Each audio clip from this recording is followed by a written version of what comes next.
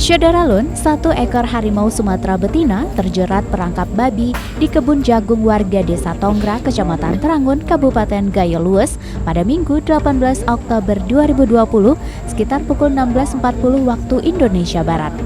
BKSDA turun dari Kutacane, Aceh Tenggara dan Medan, Sumatera Utara untuk melakukan perawatan setelah harimau berhasil diselamatkan sebelum kembali dilepas ke alam bebas.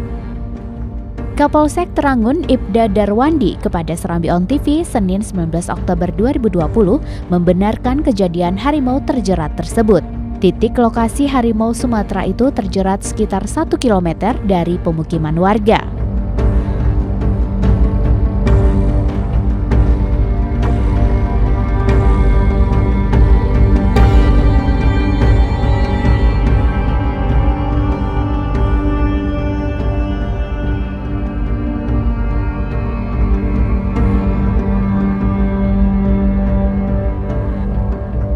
Dari Blangkajren, Rasidan, Serambi On TV.